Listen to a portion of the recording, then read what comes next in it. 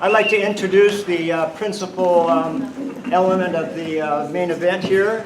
Artist and author Keith McHenry. He helped start Food Not Bombs in 1980 with 7 of his friends. Keith has recovered, cooked, and shared food with the hungry with Food Not Bombs for over 45 years.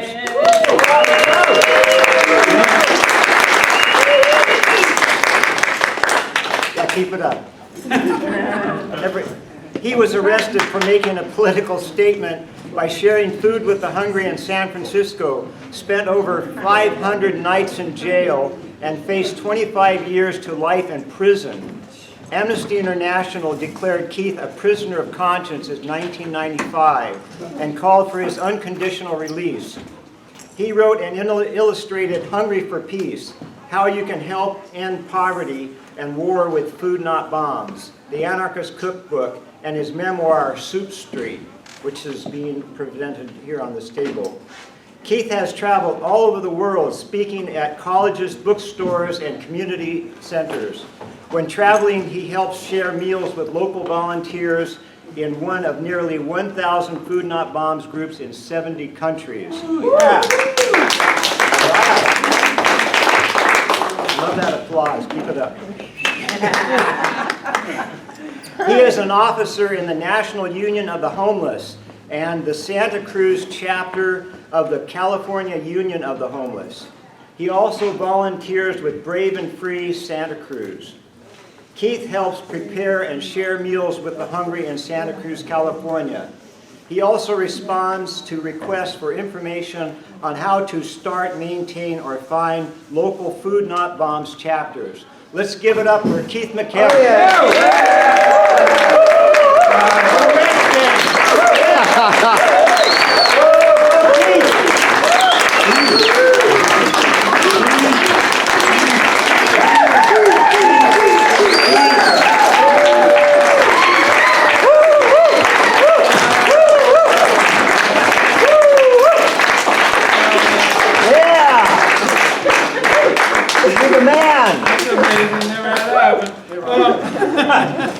Thank you. So, thank you so much, everyone, for coming. We had no idea if anybody would come. That is. Well, I came at the end. You made it just in time. So, I ended up choosing this date because when I helped start Food Not Bombs, one of the first things we did for 2 years was to mobilize for the June 12, 1982 March for Nuclear Disarmament in New York City. And that was like a huge focus. We organized, if you went to the Soup Stock concert, that was born out of a concert we did to get people to go to New York. And that concert was called the Free Concert for Nuclear Disarmament. Then we the other reason I chose today, this is the anniversary of the start of the current war against Iran.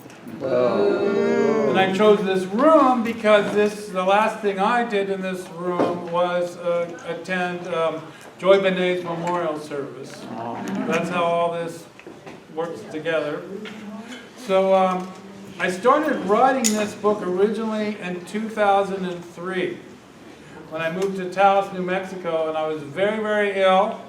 And I didn't know if I would make it, so I started writing chronologically. Okay, I was born in Frankfurt, West Germany, and then I came to the United States, to Santa Cruz, California, and had my first birthday. And then I went over there, and then I went over here. I lived in that national park, I lived in this national park, I lived in the other national park. And it was like this very boring chronological outline of my life.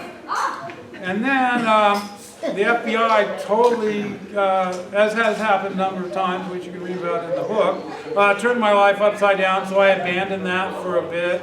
I set up a thing called the Taos Peace House and an info shop, and the FBI started selling heroin out of it while I was on tour, so I had to give that up, and so I stopped writing the book.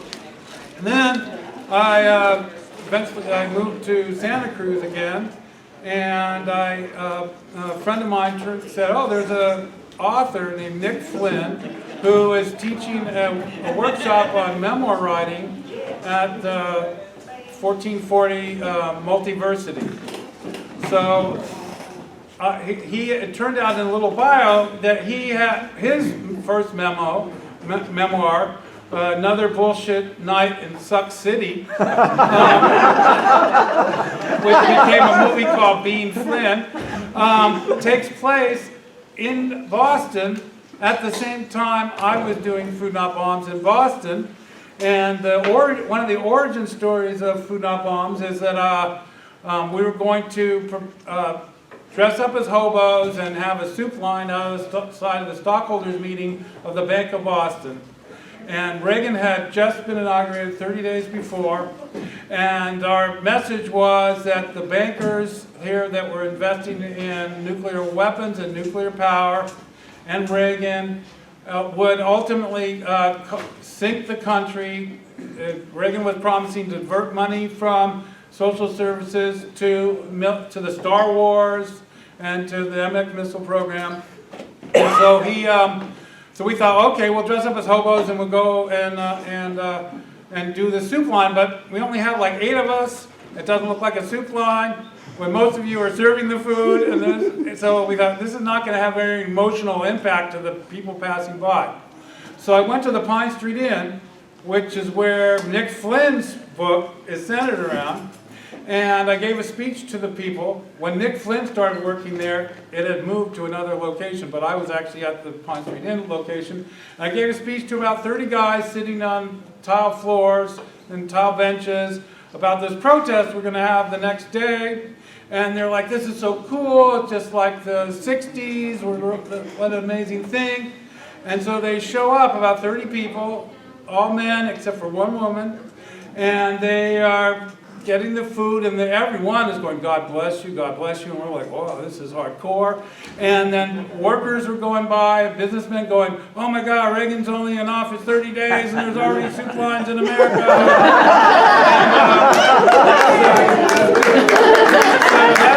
And we got a few middle fingers from the stockholders of Boston, Bank of Boston, that's what the stockholders meeting was.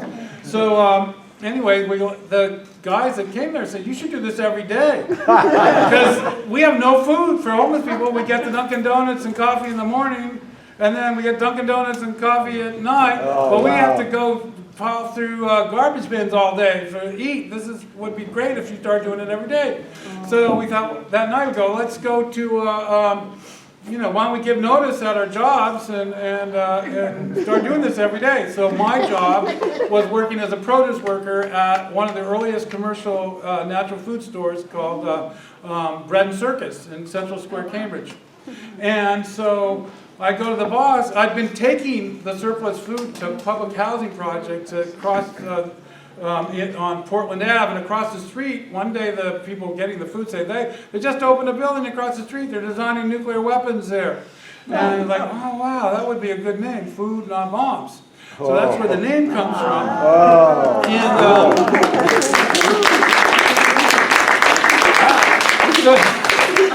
so then anyway, we give notice, and my boss was cool and said, yeah, you could keep getting the food that's being thrown out. I made a deal with the tofu company that they give us all the chunks of tofu and drop it off at the loading dock at Bread and Circus, so we had that. And we started driving around the Boston area and had a system where we would pick up food from all these grocery stores, from Haymarket and so on, and then we would deliver it to public housing, and then we would cook a meal in the afternoon and do street theater with 3 vegan meals at either Harvard Square or at Copley Square or at Park Street Station in Boston. And so that's what we did while we were mobilizing, holding this concert. We did big rallies up at Portsmouth, Maine, at the military base there to get everybody to go to the protest in New York City. And then that was challenging because 1 million people showed up and we could only feed like this tiny corner of the Great Meadow in Manhattan. So, but that was the first beginning of Food Not Bombs, and that's what I did for that and graphic design. And that's some of the graphic design images are up here. That worked for the Red Sox. I designed coupon books for University Coupon. I won a few Clios for my fashion design in the Vogue magazine, and a Mademoiselle that I ran ads every month in those, and then meanwhile I did Food on Bonds while I was doing that. But eventually the mafia, as you'll see in the book, decides that I'm going to be killed because I am not cooperating with the Get Rid of the Homeless program out of Kenmore Square. And so I end up going underground with my first wife, Andrea, who's also featured in the book as a result of this horrible thing that she had to go through. And, and so we eventually resurfaced in San Francisco. And I had friends in the Weather Underground, so I used some of their tricks, including you go to the white pages, you look for the name that has the most pages. So, you know, in Boston, I was Michael Sullivan. But when I got to San Francisco, I noticed I was Dick Lee. So all my everything I did was under Dick Lee, which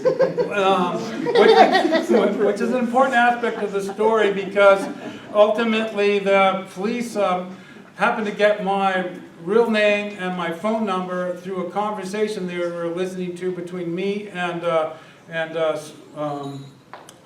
well, what's her? Forget her name. She's famous. That's crazy. Starhawk.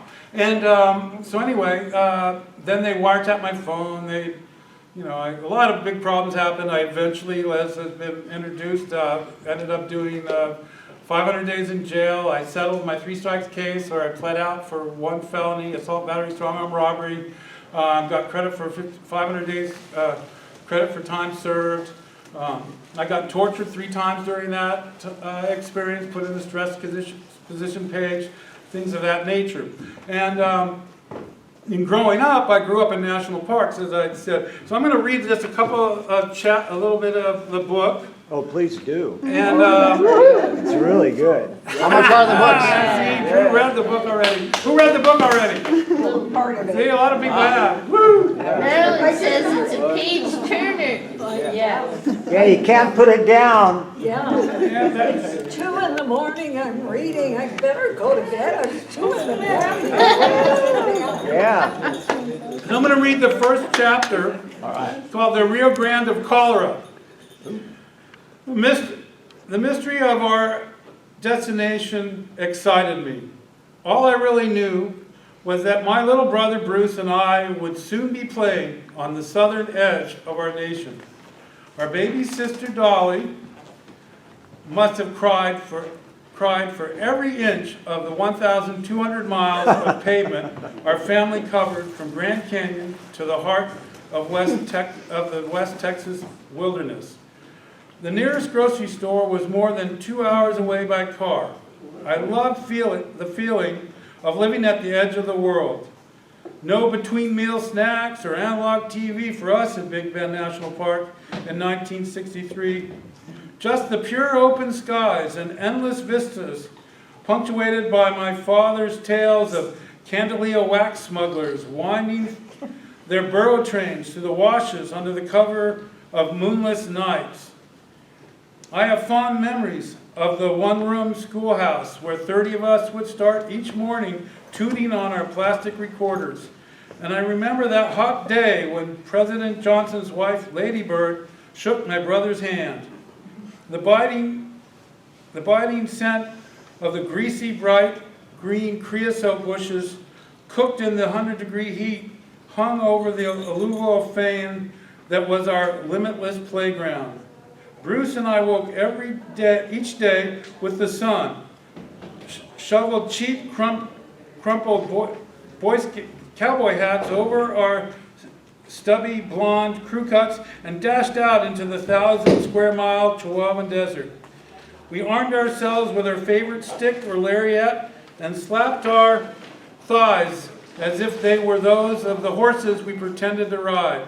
We were free among the Ocotillo, teddy bear cholla, and the prickly pear pads, laughing as we chased pods of prehistoric peccaries up and down the sandy washes. The only thing that called us home was our growling stomachs. Big Bend National Park was as God had left it, littered with the life and stones rejected on the 7th day. At least that's how it was explained to me. My life free of boundaries was bliss. Our excursions to Boquillas to visit District Park Ranger Dick Strange and his family always promised to be interesting. The fun would include afternoons playing with the young rock sellers who spent their days on the banks of the swollen Rio Grande, crouching beneath the limbs of droopy salt cedar. They were young boys about my age whose job was to wait for tourists to wander down the river crossing to take their obligatory glance at Mexico. My Mexican friends waded across the meandering green waters each day with their filthy rags of colored stones to collect a few quarters. In their determination to survive, they tried to earn a quarter or two by selling a selection of transparent quartz crystals, sea blue and rose opals, liberites, calcites, agonites, and selenites of every hue, scavenged from the mines deep in the Sierra del Carmen. Sometimes my companions interrupted the quiet by launching a bottle rocket or two towards the southern bank. They let my best friend Nikki and I in on their secret. We could buy our own fireworks at the saloon in the tiny village of Boquillas, only a few hundred yards from the crossing. The stone merchants laughed with us when an American lady shrieked at the sight of a Mojave rattlesnake slithering in the willows. Nikki and I often crossed the greenish border waters to join our friends in an occasional game of basketball under a large cottonwood, or to compete in the skipping of dull-colored river stones across the currents. We were a tough lot. The smell of smoky willow fires and murmuring of a burro, the angry crow of a rooster, mixed with the soft claying of a lone cow's bell, drifted north in the gentle breezes and pulled Nikki and me through the knee-deep waters to the mud buildings of Boquillas. One blistering day when we tired of floating tree branches downstream into the shallows of Boquillas Canyon, we decided to look for the fireworks saloon. How could two 8-year-olds resist such a mystery? The cool waters were refreshing, swirling above our spindly knees as we waded south towards the dusty village of Boquillas on the northern edge of Chihuahua. With a population of less than 100, a few tired old horses hobbled with rough rope, and that one old cow that hugged the shade under the waving thicket of green reeds. We followed the powdered dirt trail that emerged from the wet sand into town and quickly stumbled upon the saloon, a windowless old one-room adobe building. Nikki followed me past the filthy rug of a door into the mystery, a darkened cavern lit only with the sunlight that peeked through the ragged threads of the doorway blanket and a flickering kerosene lamp at one end of the bar. 3 or 4 men in the cowboy hats, showing various degrees of damage, sat quietly around a heavy, beat-up wooden table. They were the toughest looking men I'd ever seen. Nikki was just as impressed. I thrilled at the idea that they might have been outlaws, killers, or worse. A rusty old metal Coca-Cola sign was the room's only decoration. "Senor, fireworks?" I asked, remembering that the rock boy's name for the coveted distraction. I held out a $1 bill that I had snuck from my mother's purse. A smile slowly emerged from the expressionless faces. One of the old men stood, slowly walked to the end of the counter, struggled to bend down, and pulled out a dusty package of Black Cat rockets from a crumpled box on the floor. I looked up at the guy, handed him the $1, saying, "Gracias, senor," before turning to the others. "Buenos dias," I said, and I nodded to the saloon patrons as I walked confidently towards the door, flicked the dust-caked rug to the one side, and stepped through. As soon as we were outside, we sped to the river. We were really not as brave as we tried to appear. Our rock merchants' playmates helped us launch our armaments, laughing as our rockets flew over the Rio Grande. Once we exhausted the pyrotechnics, our friends invited us to join them in another game of basketball. The court was a patch of dirt that I knew was just north of the saloon. Our basket was a wooden beer crate nailed to a blotchy trunk of a village cottonwood. The basketball had long been deflated, so dribbling was out of the question. Instead, we held the limp ball while running in circles, making quick passes to our bare-chested teammates. One team was shirtless, the other wore their shirts. We used a long stick, a pole that had been permanently placed in place of honor, leaning against the cottonwood, to poke the ball out of the basket and back into play. We all won because winning wasn't the point. Being boys and having fun was all we cared about. Oh yeah. Yep. Little boys. I woke the next morning to a heavy sweat, stomach cramps, explosive diarrhea that soaked my sheets. I heaved bloody vomit onto the floor. A yellowish swirl of delirium dominated my brain. It was the fear in my father's face that frightened me. The terror in my mother's eyes made it worse. My father carried my feverish body to the family rambler, placed me in the back, and sped off at top speed north towards Alpine, Texas. My mother sat in the back, dabbing my forehead with a cold, wet face cloth, while struggling to make sure my black speckled vomit didn't miss the saucepan. It took a little more than an hour to make the 120-mile trip. By that time, I was reduced to puking up foul-smelling gas. My underwear was soaked in liquid diarrhea. My father scooped me up in his arms and rushed me through the swinging doors into the emergency room. Startled nurses pulled my father to the nearest gurney. Panicked hospital staff rushed to insert an IV into my thin arm. An hour passed. The dry heave stopped. The adults started to relax, and I drifted off to sleep. I woke exhausted in a room of white walls, white sheets, white curtains. I overheard the doctors tell my parents that I would need to have 2 injections a day. A nurse that lived in the park would stop by our house to administer the shots. We returned to our small cinder block home in Panther Junction, and as promised, the park nurse came that evening. She had a kind smile as she held her fingers on my wrist to take my pulse and listen to my chest with her stethoscope. Keith, I will be giving you a shot in the thighs, so you'll need to pull down your pajama bottoms. It'll sting, but you're a big boy now. She pulled a huge syringe from her black case, filled the reservoir with fluid, and pushed a few drops out at the end of a very long needle. Then she dabbed my thigh with a cotton ball wetted with alcohol and told me to take a deep breath. She quickly plunged the needle into my flesh, and it hurt. It really hurt. You did good. I'll be back in the morning, she said, packing a medicine case. And she did return, giving me the injection in the opposite thigh. That was when I overheard her talking with my parents about my illness. You're so lucky. I heard the others didn't make it, she said sadly. I heard that of the 28 people with cholera, your son was the only one that survived. Wow. Such was the good fortune of living north of the border, having a family with a car and a hospital at Journey's End.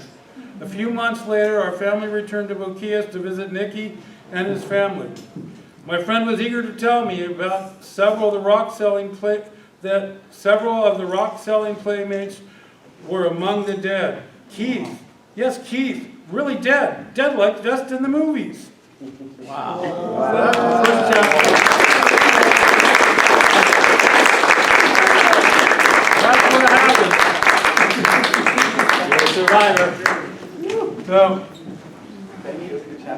thank you. So then, I'll read one more short chapter, and then people can ask questions if they like. So this chapter is, my editor thought that if I wanted to try to sell this to a publisher, and it turned out the genocide started when I was trying to get a publisher. It turned out that the literary agent that I had hired, all of her contacts supported the genocide, and they happened to see my social media, so I got dumped. Okay. So I became my own publisher. And so I was on tour in Mexico at the beginning of the year, and I did a number of podcasts while I was in Mexico, and one of the podcasts was from John Kiriakou. So I happened to be I went on YouTube to watch this, not so much my interview, but I started reading the comments under the interview. And they go, people might like to read a book of memoir. So while I was in Mexico, I decided to lay out this entire book. And I put it all together while I was in Monterey. So here we are with this book. So anyway, so I designed it, I illustrated it, I did the whole thing. Did a good There's job. nothing on there except for the printing company in Tennessee that printed it. Only people otherwise, and my editors that edited it. So, which are featured in the thank you in the front of the book. Including Gail Page, who's not with us today, but who is visiting her family in Wisconsin and is struggling with health issues. What about Gail? Huh? What did you say about Gail? She was one of my editors. Oh, she was one of your editors. Yeah, she was, and she's thanked in the book as a result. Oh, nice. She's my editor for my Substack, on my Substack. Huh. So anyway, I'll read another chapter and then people can ask questions. So this one is called Lunch Crimes. The police caught me again. They nabbed me down on the 3rd level of the Civic Center garage, transporting a box of contraband bagels and a 5-gallon bucket of illegal vegan soup. They knew it was destined for a crowd of diners waiting eagerly upstairs outside of San Francisco City Hall on that sunny spring day in 1993. The routine was all too familiar. The coarse light fluttering in the elevator, the buzzer, the clinging open of the heavy iron jail door, the screaming prisoner cuffed to the booking wall. The officer clicked me free from the cuffs. The contents of my pocket rattled onto the booking desk. It was another visit to the 6th floor of the Hall of Justice. Another trip to jail for felony conspiracy to violate a court order against sharing food without a permit. The double-thick steel door rumbled open. The transport officer directed me into the holding cell with a graceful sweep of his hand, and then slammed the door shut behind me. Another flake of gray marine paint fluttered to the filthy floor. A dark smudge of a prisoner groaned. And rolled over on the thin ledge of concrete benches that lined the perimeter of the cell. Years of human residue were caked to the ochre walls and blood-stained floor. I found my place among the crud and made myself as comfortable as possible on the floor, far from the steel toilet. I had 14 or more hours before I'd be taking up my position at the ink pad. The principal entertainment was joining the others in a fitful sleep on the cold cement and a periodic check of the 2 Filipino clerks rolling another inmate's ink-stained fingers over the boxes on the obligatory FBI forms. The drama of the latex-gloved expert twisting out 6 sets of perfect fingerprints was one of the only interruptions to the harsh monotony of the holding cell. The other distraction was conversation.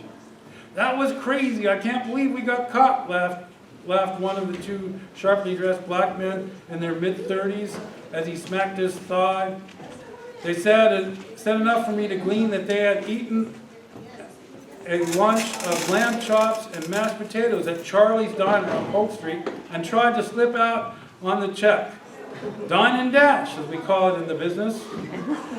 On hearing their tale, an old grizzly white man wrapped in a wardrobe of accumulated rags announced that he was arrested for pocketing a deli sandwich at Civic Center 7-Eleven on Market Street. After a bit more conversation, a young Latino man, his arms stuffed into his t-shirt against the cold, chimed in. He was arrested at Safeway in the Castro for trying to boost the lunch meat and cheese. "So why are you here?" one of the 2 dine and dashers turned to me. "I was caught sneaking in the Civic Center with bagels and stew for the Food Not Bomb's lunch," I smiled. "Lunch," he explained, realizing the irony. "We're all here for the crime of lunch. Lunch crumbs. They were trying to get lunch, and I was trying to give lunch, and now we're all in the holding cell. We laughed at the absurdity of our culinary solidarity.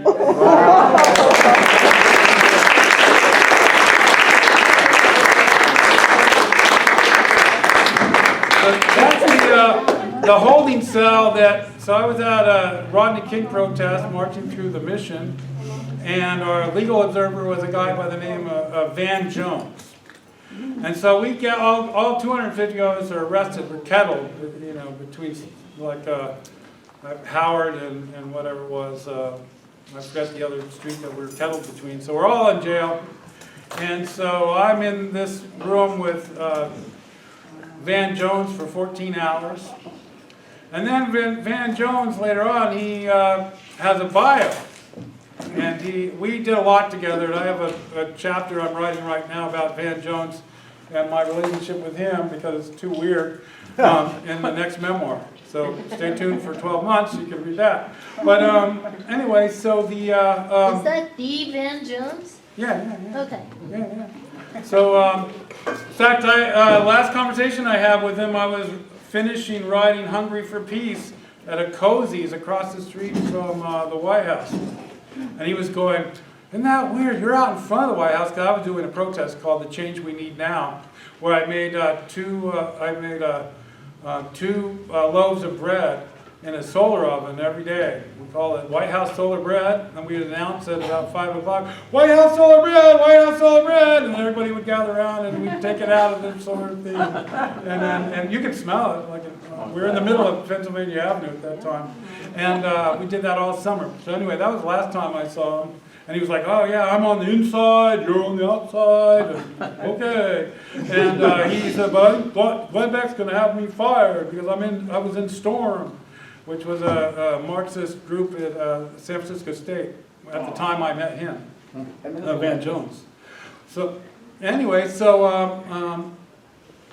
in his bio, he claimed that he was with some guy for 14 hours in a jail cell in San Francisco, and because of the conversation, he was inspired to become a civil rights lawyer. Why not? Now he is one of the worst Zionist pigs in the world. But he just was on Bill Maher making fun, dead babies, on Bill Maher. It's like an amazing sellout. But anyway, there's that. And I was reminded of it by reading that chapter. So anybody have any questions or anything that they want to know? I have a question. Yes. If you're on your deathbed right now, you want to share one life lesson before you expire, what do you think that would be? Okay, I think the life lesson that was most important to me was to be an undocumented human. So, because that gives you a lot of freedom. Yeah. So by not having a social security number, it gives you a lot of freedom. By not being attached to the state in any real way other than a driver's license, that gives you a lot of freedom. And to live with that spirit of freedom that you have when you are personally free. I think that's pretty important. So the story of how I don't have a social security number, or didn't, I got one unfortunately in 2000, which turns out to be kind of on time to get social security when you're 65, so not that bad. But at least I never paid into social security, and I never paid any taxes or anything like that. So I think that's like really, to live your truth. So I'm an anarchist. I became an anarchist when I was in the 5th grade. I have been a communist in the 4th grade. But I didn't realize that I should be an anarchist, and I've been one ever since. Thus I did write the Anarchist Cookbook. So I think that's something really important. The other thing is, don't, like that June 12th protest in '82, and I'm 22 years old, and I think this protest should do it. And fortunately, Scott Ritter did say that it played a big role in the arms control, because 1 million people showed up. But you just think that big rally is going to be the one that finally tips the the thing. And turns out, basically doing something every day for your whole life is what changes things. So like and I talked to a lot of volunteers in Food Not Bombs, the whole key to social change is being effective at loading and unloading vehicles. That's the entire the better you do that, then the better things go. And consequently have a bad back. Yeah, I was gonna say. So anyway, so that's, more questions? Yes. I think you should make a movie because the city council, you remember you take on city council and they would try to stop you from feeding, and you kept going. Yeah. And then also COVID, they didn't do anything, but you're the one that's walking with Jesus, doing the things like Jesus all the time. They should wake up. Yeah. And you should make a movie and it'll be blockbuster. Well, it's a funny thing. It's also in my book that I toured the world with a filmmaker. He basically latched on, followed me to make a documentary. Unfortunately, two things happened. One, she resisted getting a Moderna shot. She got it. She got the myocarditis. She quit the project because she can't barely do anything anymore. Oh, wow. But the other, then at the same time, the hard drive died with all of the stuff she's logged in. Oh, wow. So now she's slowly recovering, and maybe someday, but she has 400 hours of video. Wow. She and I got kidnapped together in Nigeria. They didn't find her camera on her, thankfully, and her tape, so she saved that. We traveled all over the Middle East, Europe, Asia. It was an amazing, and so she has all this great video. We did a thing in New York. She wanted to get the bombs part of the story, so I pretended like I was a producer for ABC, Australian Broadcasting Corporation, and I set up a situation where we were able to go to a congressional hearing at the Russell Building or something like that, and it turned out it was about mid-air refueling contract with Boeing, and it turned out it was a scam, and it was real fun to see how the Congress was ripping off the American people and how they were doing it. They figured they could get an extra $1 billion per plane if they leased the plane rather than bought it outright, oddly enough. But anyway, so we got some good video of that, of generals like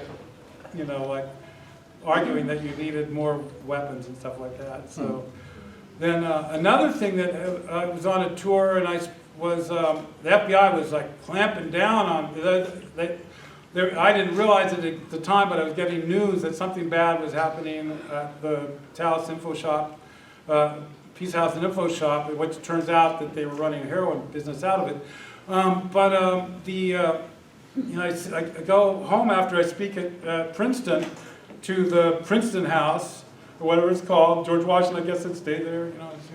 But the lady said, "Oh, you get room 7. That's where Condoleezza Rice slept last week." And I hope you washed the sheets. And then, anyway, I couldn't figure out, because rich people have lots of remote controls, apparently. So there was all these remote controls.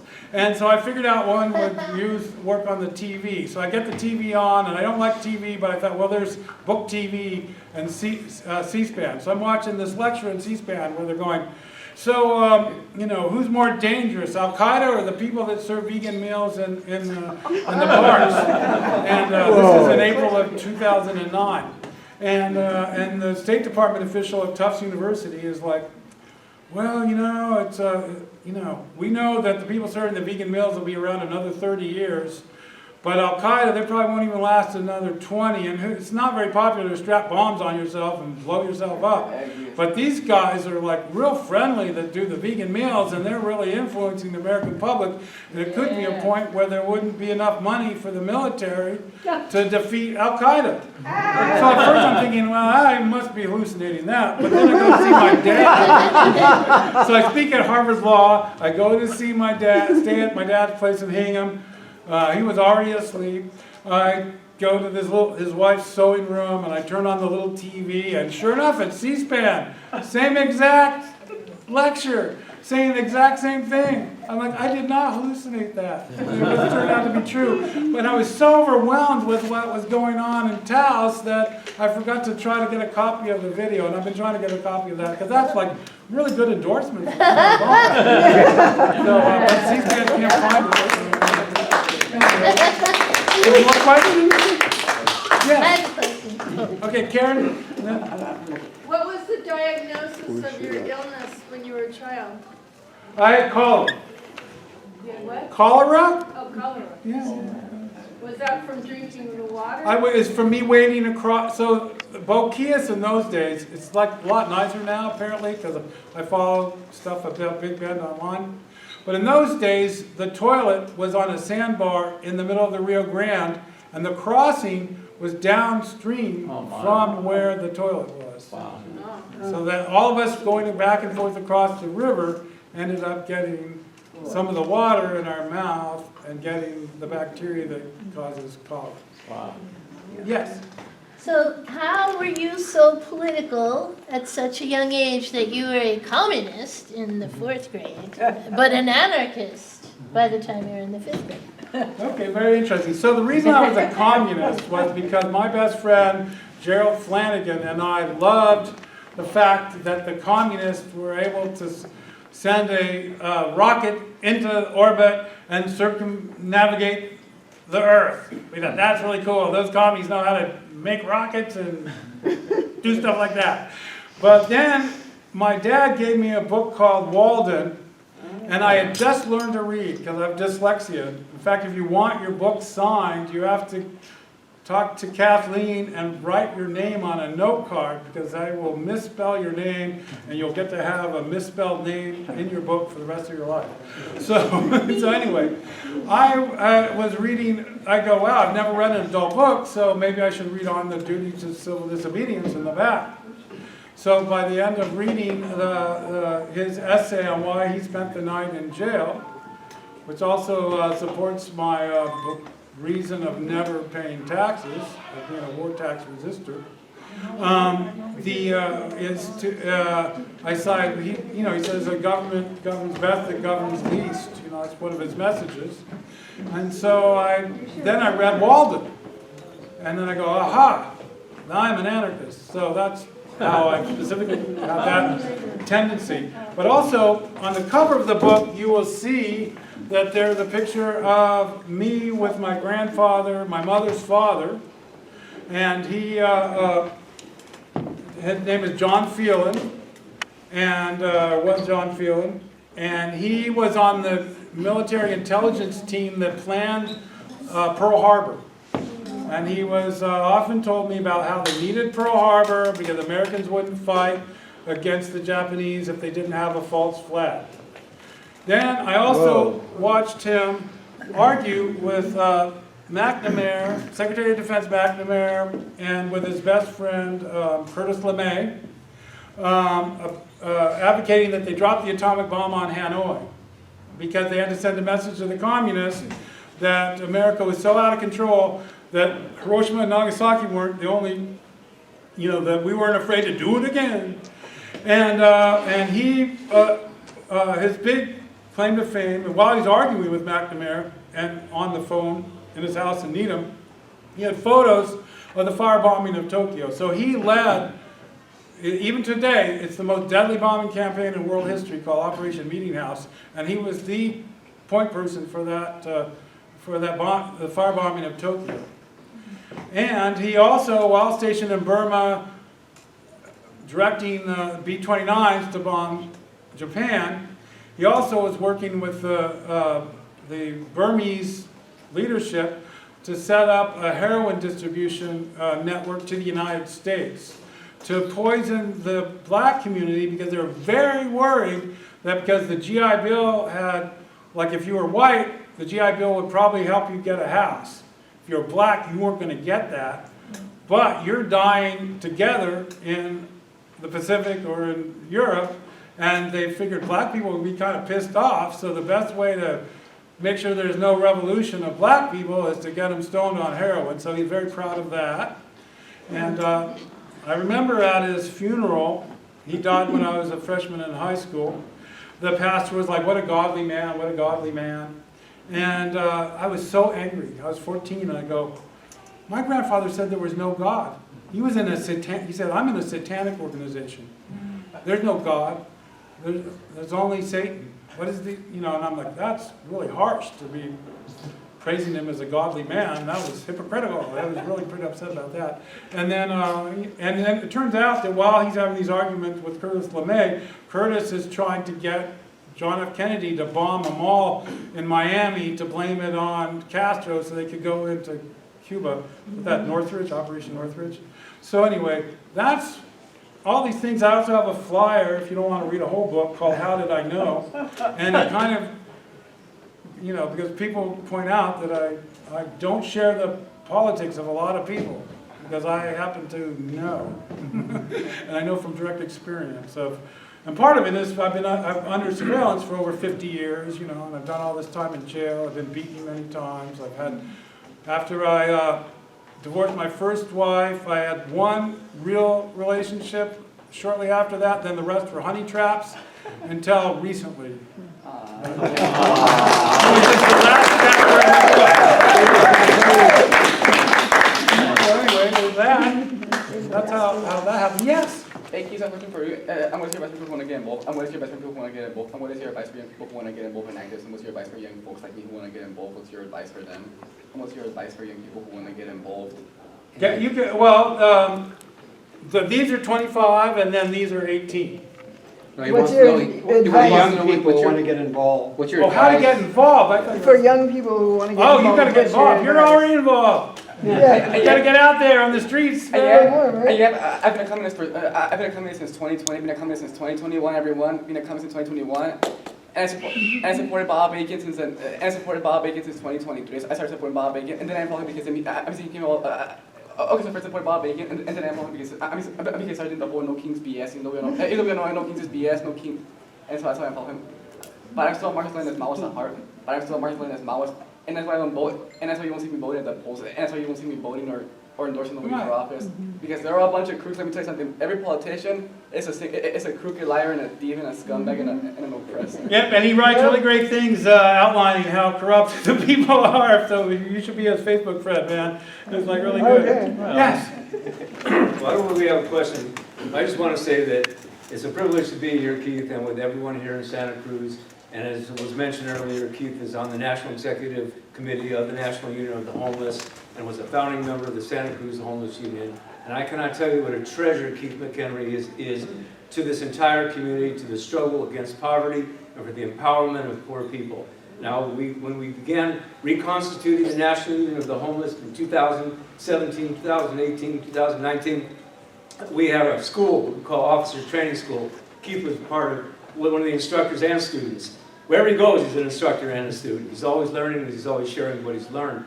We drove from New York to Lancaster, Pennsylvania to meet with some homeless union people there. And all along the road on the East Coast, Fort McHenry this, McHenry that. I remember that. The man is so completely enmeshed, and as you heard in the chapters that he read, so much enmeshed in this country and what this country is really supposed to be all about. Yep. And with food not bombs, that really is the weak link in the chain. The inability of the wealthiest country in the world, not only to feed people, but the audacity to criminalize the feeding of people, to criminalize consumption of food itself. So we're so proud to have him with us.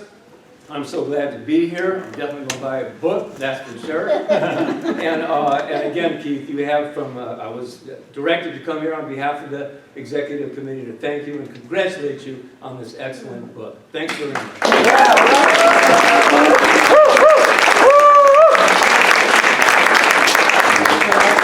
One of the stories I was telling Anthony and everybody in the car was we're going by Valley Forge, right?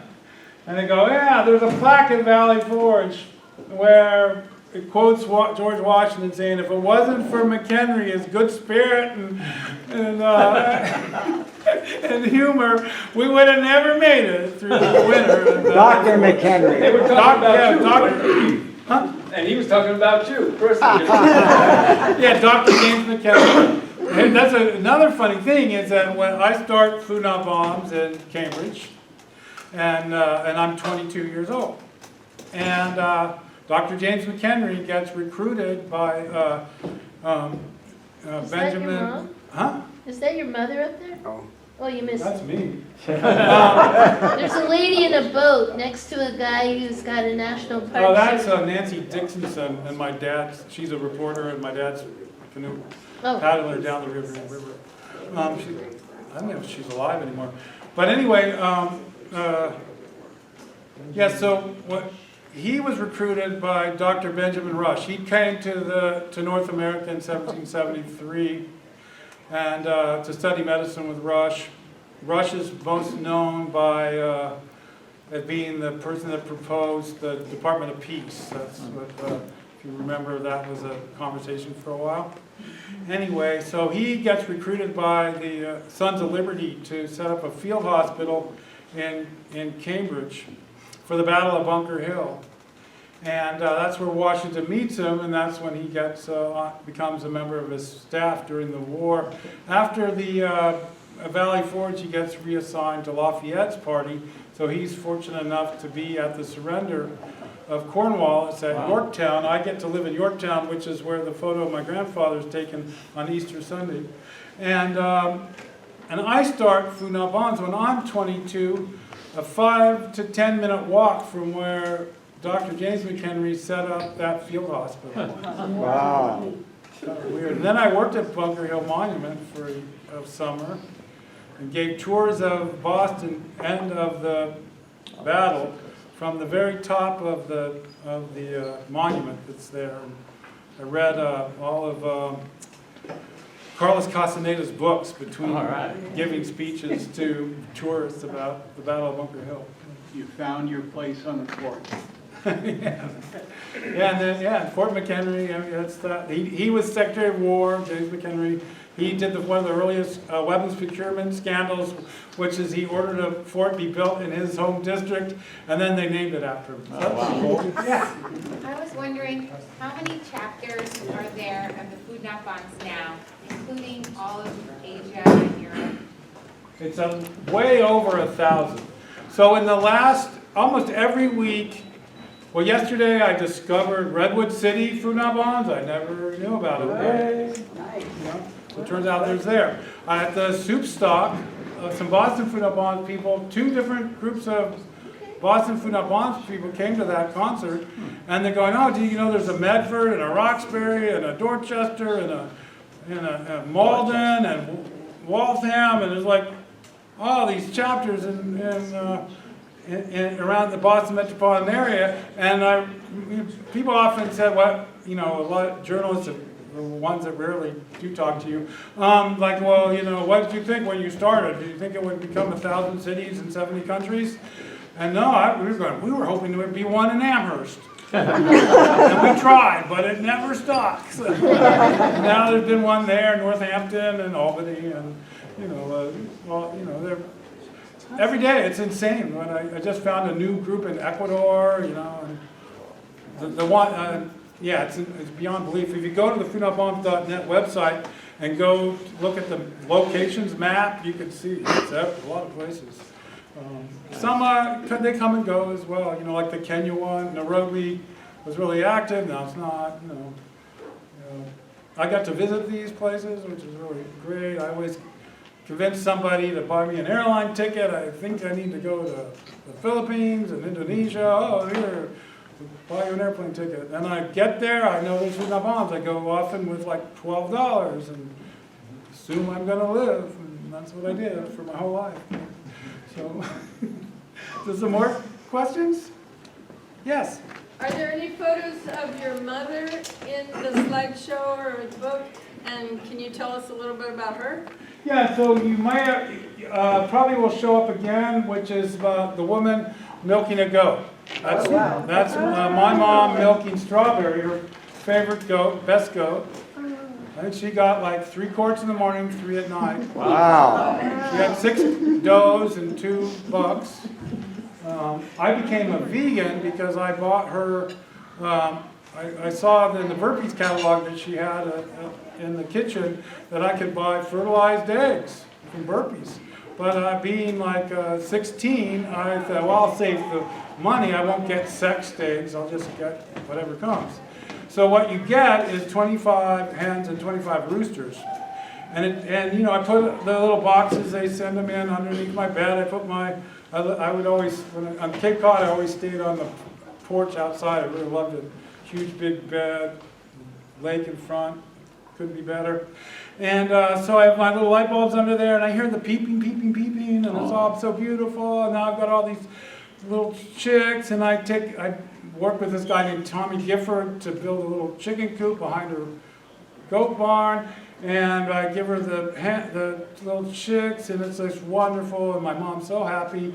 And then, though, if you have like 24 roosters with 24 hens, you have hens with no feathers.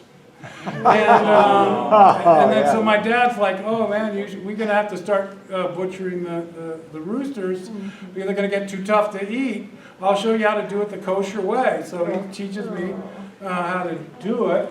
And while I'm cutting you know, I take a little paring knife and scramble the brains, and then I cut the neck, and they're tied on little strings off of a tree limb, and the blood goes onto the grass, and all the other hens and roosters are freaking out. My mom's cats are freaking out. Strawberry and the other does are smashing against the walls. The clouds come in over the moon. It's starting to get really crazy. I'm like, I don't think killing these animals is just some nothing thing. Apparently, there's some trauma going on with this. And so I realized that if you're going to have eggs, you're always going to have with roughly half males, half females, and you're going to have to eat all the males. So I said, well, maybe I won't be doing that. So and then my girlfriend, or best friend, my business partner, really, we sold LSD together. She actually, she had been eating with this Krishna temple in Lake Tahoe. And she said, oh, I'm a vegetarian now. And I said, well, this is very good. And then we made the mistake of going to our art teacher's dinner. She's going to make a special dinner for Megan and I.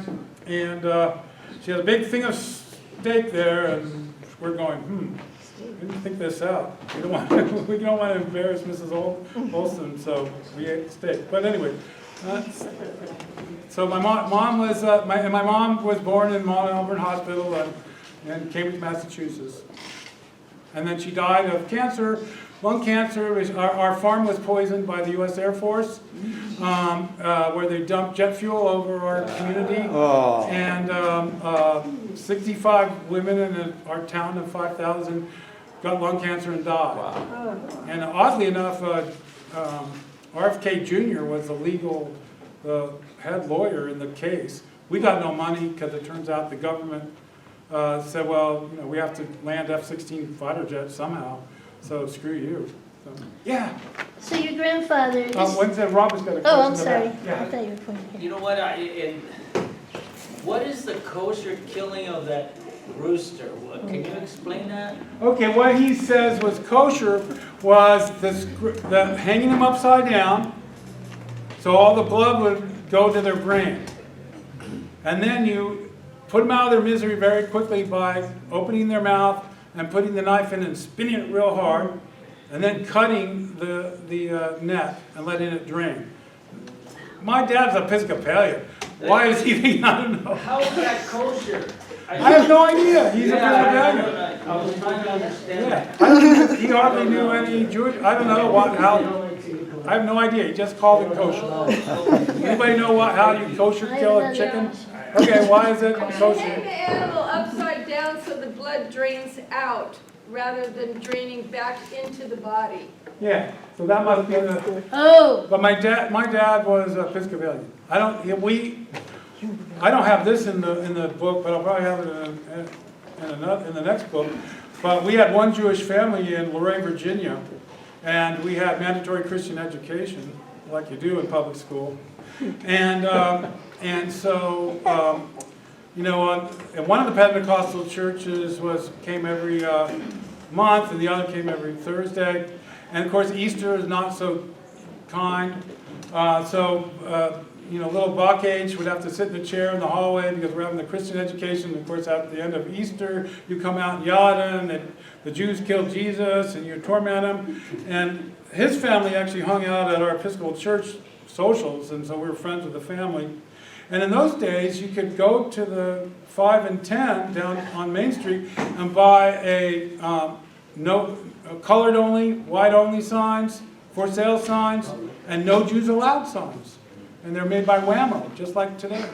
And anyway, so my parents went to the PTA and said, this is not cool, and having mandatory Christian education. It's against federal law. And so then what happened was the PTA that night came out to our house with torches and rocks and threw rocks through our windows and threatened to kill us and stuff. And so my parents have us all in the bed praying to Jesus that the Christians don't kill us.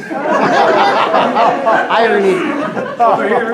Can you tell a story about the food not bombs in Hawaii? Yes. In Hawaii? Yeah. There's many food not bombs groups in Hawaii.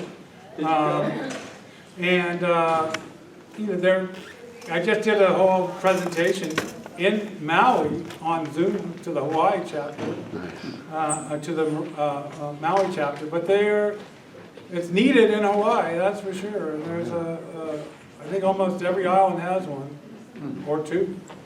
Yeah. Over here. Yes. Yeah, I was wondering actually when you were saying that you help, you can help teach people how to start this up and do this. Is that how you did it, like through Zoom or? Like I spent some time in Nicaragua for 3 months, and I was thinking like maybe I go down there. What do I do? This seems like something that would be you could do, but I'm just wondering how, in anybody's imagination, do you start to understand what steps to take? There was a Managua food not bombs. I don't know if it's still happening, but so what happens? So how did it become a worldwide thing? It's kind of So every day, well, first of all, how it became a worldwide thing is that when we got arrested in San Francisco, people were outraged. There was like the second arrest on August 22nd, where 24 people were arrested at Golden Gate Park. 2 groups of people showed up. CNN, which was the last time we were ever on CNN, and the FBI Joint Terrorism Task Force, which is when we were originally designated one of America's most hardcore terrorist groups. And in a memo sent by the FBI Joint Terrorism Task Force to the San Francisco field office of the FBI. But when the riot police were arresting us at Golden Gate Park on CNN, people from all over the world, and also we ended up that same time in the London Times, the New York Times, the Times of India. No one had ever really been arrested in such a manner with riot police for feeding homeless people, right? So it's a big news story for like a week. And so then people would, I didn't bring this flyer, I was thinking of doing it, but I had taken notes on how I started the second group because the first group was by accident. So I developed a system and I took notes on how I did it. So first of all, what I did was I went to all the natural food stores and bagel places and stuff, and I asked if they had anything they were throwing away. So for instance, Sid at House of Bagels at Geary and Park Presidio, like, oh yeah, here's this little shopping bag of bagels. Within about 2 months, I'm filling a Nissan pickup truck with bagels every single morning at 8 o'clock. And then I went to Tom's Natural Food and I go, hey, like, are you throwing out any produce? I did this in Boston. I could use it to help feed people. So I went around and I set up a little network and I took the food to Clyde Memorial Church and to St. Anthony's Soup Kitchen, and I gave some to Martin de Porres. And then after I got that going, I thought, I got to figure out where to set up, because I knew in Cambridge you did it at Harvard Square, or you did it at Park Street, and there's like all these people going by, and it was really good. But I thought, well, I'll try UN Plaza, which turned out at the time to be a really horrible place because it was freezing, bad wind and everything. I had these really nice El Salvadorian kids came by. They stole like half my shit. It was like, but you know, they came back, not with my stuff, but for more food. So anyway, it was these 2 young guys had just graduated from University of Maryland College Park, and they had a bachelor's degree in the 60s. So they were like, really, oh wow. So we decided we'd set up at the entrance to Golden Gate Park on Mondays because there was the Haight-Ashbury Soup Kitchen served Tuesday through Friday, and one church served on Saturday, one on Sunday, but no food in the Haight on Mondays. And so we start doing the food there, and we get arrested, and then we get all this media. So I make a flyer called 7 Steps to Starting a Food Not Bombs, which I think there's a copy of the actual flyer in the book, but the whole book is about how to do it. This one? Yeah, Hungry for Peace. Okay. You can also spin off into being an anarchist if you want to, and that's over there. And so anyway, and it's kind of funny. I was telling this to John Malcolm on, when I was doing an interview for this book event with him, how when I first wrote the I took my notes and I made the 7 Steps to Starting a Local Food Not Bombs, and I said you could even get an answering machine so you never miss a call. And then eventually I started to see that the Johannesburg Food Not Bombs had a MySpace, and the only way I could communicate with them was through MySpace. So then I had, you can even get a MySpace. And then eventually now I forget what I've got on there, but you get social media for that chapter. So anyway, after you set up you're picking up the food system, then I was you give it out to other food programs because that gives you some idea of when the best meal is, when there's a deficiency. You make solidarity with the other food programs so they not very vicious against you, which could potentially happen anyway, and does. And then, and then you've got to figure out a high visibility location where a lot of traffic of both people that are housed and unhoused. Because part of the goal is to get housed and unhoused people to hang out together, and to show that people that that live on the streets are just like you and I, and demystify the whole thing. And then it's also much better for people living on the streets to have a more normalized life rather than in a homeless ghetto all the time where everything is going on is about being a homeless person. So anyway, that's basically how you would do it. Yeah.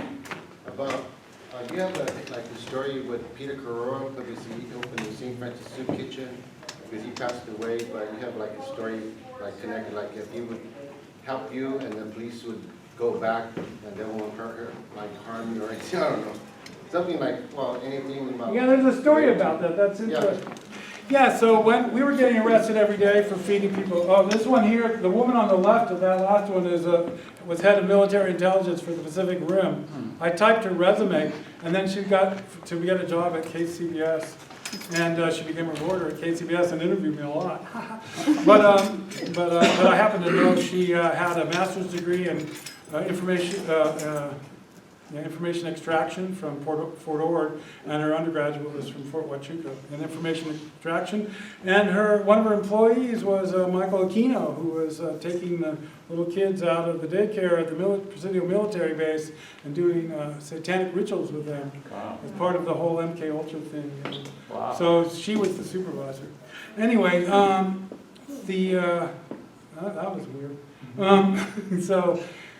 So we were getting arrested all the time, and so we started a program called Risk Arrest One Day a Month with Food Not Bombs. And so we had church groups would come out and get arrested, like a congregation, or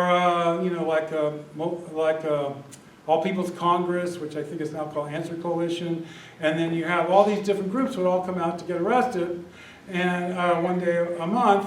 And it was one time, this group comes out, and the National Lawyers Guild, and they unfurl their National Lawyers Guild banner, and the police are like, oh my God, we're going to now arrest a bunch of lawyers? So instead, they just arrested the people eating that day. But then, some of the church groups, like Father Vattel, I spaced out his name. I got him in trouble. He ended up in prison. Anyway, so he worked at St. Anthony's, and he organized this whole thing with people called Religious Witness with Homeless People. And so we also had a thing back then, which will be in the next book as well, called Homes Not Jails, where we would break into, it was a savings and loan crisis. There's all these abandoned houses in San Francisco. We would ride our bikes up and down the streets and write the addresses of abandoned houses, go to the tax office at City Hall, find out who owned them. And if it was a bunch of mortgage companies, so it wasn't like a family owned it or something like that, or just two families or something, then we realized it was part of the savings and loan scam. So we would take off the lock, put our own lock on it. And then we would, then at Food Not Bombs at the meal, so we were started serving twice a day, because the mayor invited Mother Teresa to San Francisco to denounce Food Not Bombs. So she came, she denounces us, and even though we are in solidarity with the local Catholic Church. But, and so the Sisters of Charity leave Civic Center Plaza as a result, and they go to this place called the Firehouse out on 3rd Ave. Nobody shows up anymore to their meal, sadly, because no one can get there, because it's on the edge of the city. And they end up in a dispute with Toys for Tots, and that was a whole crazy thing. So we take over their dinner. So we're doing twice a day now, 7 days a week at Civic Center Plaza, plus every Monday at Golden Gate Park. So we have 3 Monday meals and 2 meals the rest of the week. And we're sneaking the food in as in the lunch crimes essay there chapter. And so when we took over, we'd go to the people in line, and I'd figure out, because we also had this pattern where we would hand out the bagels at the far end of the line, so that people had at least something to eat while they're waiting to get to the actual meal. We had to do a lot of things, because we had food riots on occasion. We had all our windows broken out of our van one time because people are so hungry and they're smashing up the food. I had to jump on top of the van and yell, "I've got enough food for everybody! We've got enough food for everybody! Get out of the van!" And anyway,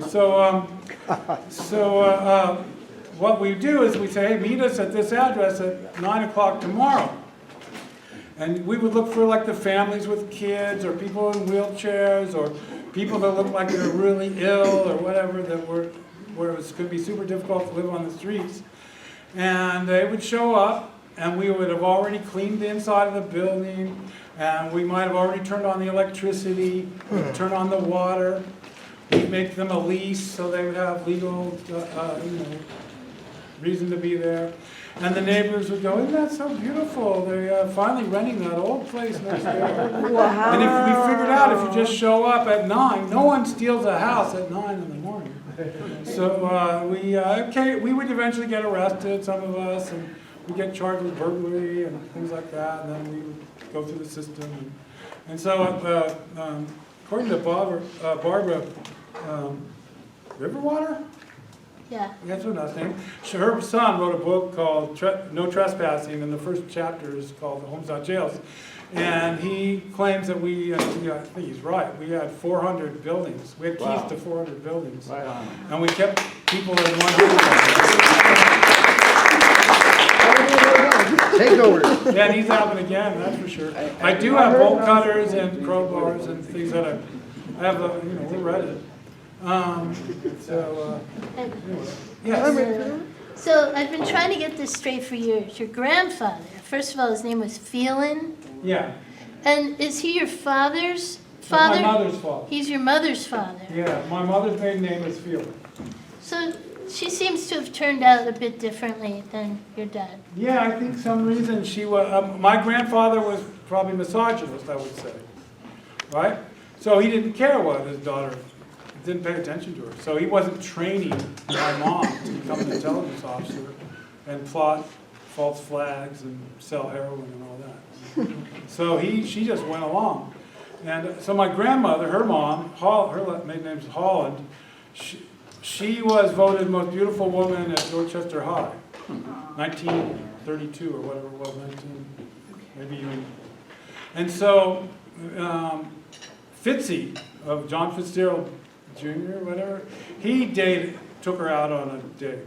So her parents all died in the Spanish flu.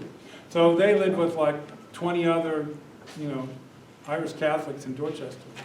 And so, you know, the poor cousin was trying to raise all these people.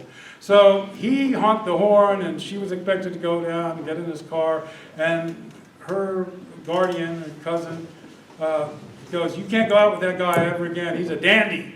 So apparently my grandfather, so all these Harvard law people, which my grandfather was, were going to date the most beautiful woman at Dorchester High. So he ended up marrying my grandmother, Holland. And she was Irish Catholic. He grew up lace curtain Irish. My grandmother grew up shanty Irish.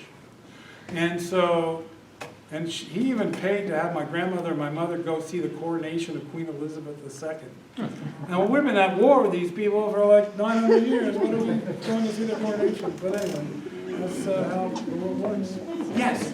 I'd like to know what the anarchist cookbook is about. Okay, so for years, there was a guy named William Powell who put together a book called The Anarchist Cookbook, and it came out, I think, in 1970, 71. The purpose of it was for William to not be sent to Vietnam. He just went to the 42nd Street Library, the main library in Manhattan, and he wrote down everything he could do, like how to kill people, booby traps, make LSD, poison people, you know, whatever it was. So that book was out there for years. And then I started noticing that Phu Nhat Bham's kids would be framed on terrorism charges. And one of the things that would happen is they'd circle the C4 in there and say, see, Phu Nhat Bham's kids, we're trying to make C4, they have the Anarchist Cookbook. So my publisher at the time was C Sharp Press, or still for these two books, and he's an anarchist too, and said we should, and people would get mad at me, they'd buy William Powell's book, and they go, there was not a vegan recipe in there, what the fuck are you selling me this crappy book for? And so he and I said, well, we might as well rewrite the Anarchist Cookbook. And so we did. And our purpose was to talk about real anarchism, which is because his book had nothing, he wasn't an anarchist. When I last corresponded with him, he was the principal of a private school in Kuala Lumpur, a private Christian school. He had nothing to do with anarchism, really. Wow. He just didn't want to go die in Vietnam. And so we rewrote it about anarchism, and it does have vegan meals for families of 6 and for groups of 100. So that's, and it tells you how to organize all kinds of things, like protests and meetings, and how to be an anarchist, and what the philosophy of anarchism is. You know, like property, you know, about property, you know, renters theft, those kinds of things. Yeah. Yes. Okay. Wow, you're moving around, Karen. What year did you come to Santa Cruz, and why did you choose Santa Cruz? Okay, originally I came here in 1958, and I had my first birthday here, and my grandfather had retired to Santa Cruz in about 55, 56. He had been the chief naturalist at Yosemite for 17 years. And he ended up starting the tidal pool walk at Natural Bridges. So I would be in and out of here. I was here when my grandfather died. So I've in and out of here. Then I was homeless here in the 70s. I have a chapter called Judy that talks about that. And then I was on a speaking tour, and a person doing Phu Nhat Bham's here called and said she was trying to buy my painting, Phu Nhat Bham's painting, but when she went to pay for it, it said it was a clay dove, because for a while I was making clay dove Christmas ornaments to raise money for Phu Nhat Bham's with little doves and stuff like that.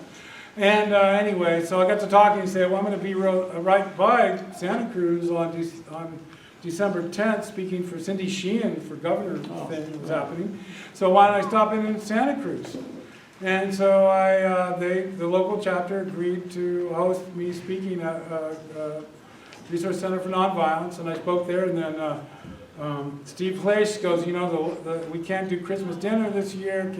About 1,000 people. Can you do it? I said, yeah, I've done it. Not a problem feeding 1,000 people.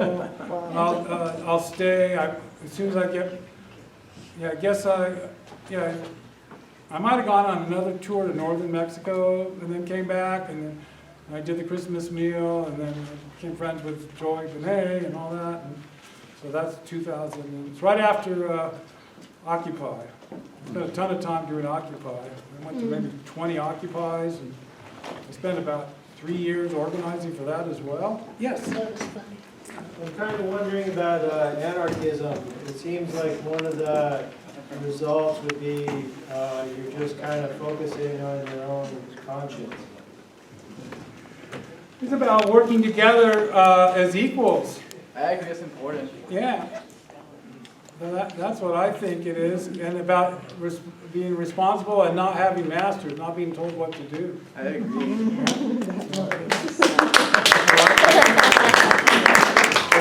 I mean, and Food Not. So one of the things about Food Not Bombs is that we're not explicitly an anarchist. There have been times where we said we should claim our anarchism, and a lot of Food Not Bombs kids have done that. I mean, you look at a lot of the pictures, there's circle A's on their banners and stuff. But we were like, the actual doing Food Not Bombs is living as an anarchist, because we all work together cooperatively. We address actual direct needs of the community. You know, we don't have a hierarchy. So for instance, of the 3 principles of Food Not Bombs, the foods is vegan and vegetarian and free to anyone, rich or poor, drunk or sober. That there's no leaders, presidents, directors, or headquarters, that each chapter is autonomous and makes decisions by consensus and includes the people that are depending on the food in the process of determining the direction of each local chapter. And that we're not a charity, but that we're dedicated to nonviolent, direct action to change society so no one has to live in the streets or eat at a soup kitchen. And so it's just a model. We're like, you might call us Kropotkinist as opposed to Bakuninist. So that's an early, in the early history of anarchism. Could you say that again, those two names? Kropotkinist and Bakuninist.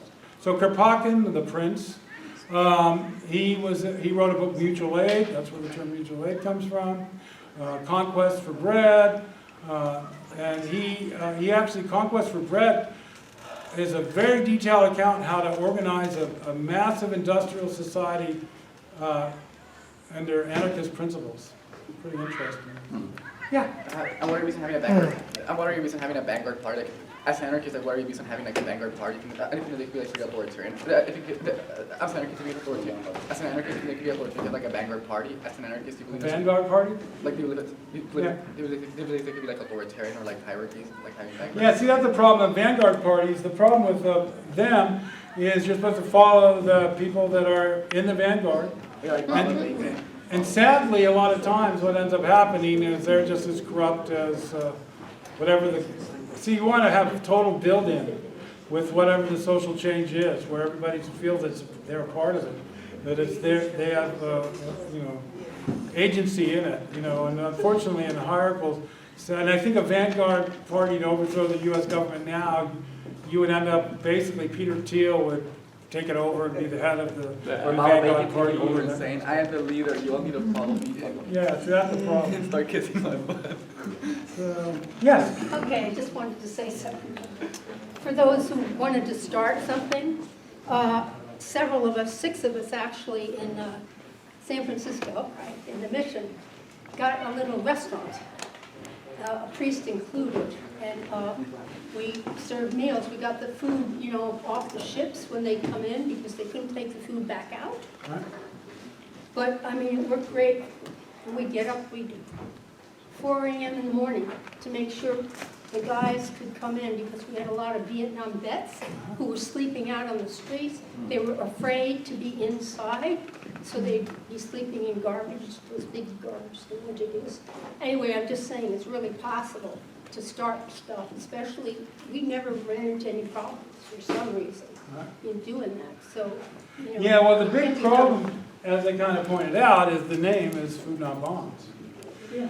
And so there's a fear by the authorities. So, and also, I did not realize this until, so you might have seen that occasionally I put out posters that said, "We'll be mayor for food. If elected, I'll abolish the office." Yeah. Well, that comes about from a conversation I had with Robert Morse of the Examiner on the second floor of City Hall in San Francisco after some thing that went on. And anyway, he asked me if I was going to run for mayor. And he was like the Herb Cain, but for the Examiner. Herb Cain was for the Chronicle. He was the Herb Cain of the gossip columnist for the Examiner. And I said, no, if I'm not running for mayor, but if I'm elected, I'll abolish the office. And then I ended up with a friend whose son was the producer of the Grateful Dead. And she got arrested giving out double rainbow ice cream at Civic Center Plaza, and we ended up sharing a paddy wagon together. And so she started like taking pictures of me holding this sign, "Will be mayor for food." And so I have a great one with the dome. I was at Alamo Square, and the dome's behind me, and I got my sign. And then I cut out of the Examiner the quote by Rob Morris, so it was like I can't find it right now, so I would put that on if I had could. And I made these black and white 11 by 17 posters, and my job, the whole time I lived in San Francisco, originally I worked for Bob's typing resumes, and that's how I knew this woman was the head of, the reporter was the head of military intelligence for the Pacific Rim. But anyway, so I worked for like ODC Dance Company and the Phantom and the Opera and the Ballet and stuff. And I could make really, really good money putting up posters for these companies all around the Bay Area. And I always carried the "Will Be Mayor for Food" poster. And then if it ever got taken out of the store window, the owner would be like, "You got another one?" "Oh, yeah." So every election, I would almost be the mayor, the board of supervisor, a district attorney, and a sheriff. Almost every single election, apparently, according to the election bureau, the woman that came out to tell me that from the City Hall. So anyway, I realized that the problem was that they assumed that, and I have quotes in this, I think in Hungry for Peace, where Art Agnos is like, "We're trying to create a new social agenda, blah, blah, blah." Well, if you recall, Jim Jones had the People's Temple next to the Fillmore West, and he was feeding people in the Fillmore. And he would then mobilize his congregation to vote for far-left candidates like Harvey Milk and Moscone, and so he then ended up, as like some housing person for Health and Human Services for San Francisco, and somehow they did not like those people. So the Phil Burton machine, which is now it's Nancy Pelosi. It was Pelosi and Feinstein. It was Phil Burton. It was Willie Brown. It was Kamala Harris. All those people, right? So they were very worried that the Democratic Party would move to the left. So they did not want that. So being enmeshed in this world of San Francisco, I met a lot of survivors of the Jonestown Massacre. And so what happened, what is pretty clear, and also somebody just reminded me of this story the other day. One of our volunteers had been in the sheriff's department before Milk and Moscone were killed. And the sheriff's department was selling free Dan White t-shirts. Dan White was the person hired by the Democratic Party to kill Milk and Moscone and to make sure there was no left movement in the Democratic Party. So he said, yeah, it was weird, like it was months before Dan White shot him, and then they're selling free Dan White t-shirts. This is like crazy. And then the people that I know who survived the Jonestown Massacre, they all explained that they were out in the jungle, these planes flew over the lunch and dumped some white stuff all over lunch. People started gagging and getting sick and running out of the lunch area. And then there was soldiers outside that would just gun them down as they fled. And every one of these people, and there's like maybe 6, 8 of these people I met that survived this, they would go, what do you think, black people are stupid? They kill their own kids? What do you think, black people do that? And they go, that would never happen. And all these people like that, so it's pretty, and then if you follow that story about the Jonestown Massacre, then 2 Congress people go down there, and one gets killed because he's not part of the Burton machine. The one that survives was in the Burton machine. So anyway, that's how politics in America works. People need to learn. It's not about, my grandfather had something really important to say in his lessons before he passed when I was 14, and that is elections the intelligence community always determined the outcome in elections. The purpose of an election is to divide and conquer the people so we're never a threat to power. And that's why how all elections work in the United States and probably all over the world, since Mossad and MI6 and KGB and all of them, that's what they do. They got to manipulate communities. Have you only been arrested in the U.S. for giving out food? Like that kind of Yeah, I've been arrested in other countries, but never for giving out food. And when I've been arrested in other countries, it's usually by cops wanting me to give them a bunch of money. Yeah, right. So in fact, one time when I was arrested in Nigeria, what I had an earlier book called Food Not Bombs, How to Feed the Hungry and Build Community. And I demanded that the cops take me, bring me in to meet the captain of the police department. And I said, look, I'm just on a tour here. I've got a camera woman. I got this book. Why don't we do this? I'll give you a book on camera. Then we can spread the news about what a great cop you are and everything. And he was like so happy. And then he gave me his business card and said, well, if you have any trouble, call this cell number. But if that one doesn't work, call this cell number. If that doesn't work, call this cell number. If that one doesn't work. I still have this business card with like 8 cell numbers plus the original number that's on the front. So anyway, so I've gotten out of some things by doing that. I thought. Can you Yeah. tell us In kind. something about the literature on Sinatra? Oh, that's a good idea. People to take. Oh wow, that's us protesting NATO. That's my bus in Cape Cod. In Taos, New Mexico. That's me speaking against Monsanto. Oh, there's the Free Trade Tour. I did that 3 years before the thing in Seattle. That's how it was built in Seattle. So then these guys, so this is my Substack. You can get the address for the Substack on the back. And I also print them as flyers because not everybody in my world has internet. And so I always make these flyers. I'm not allowed to have paid subscribers for some reason, which makes people wanting to be paid subscribers pretty upset. But they claimed I was trying to sell home loans on my Substack, which is not accurate.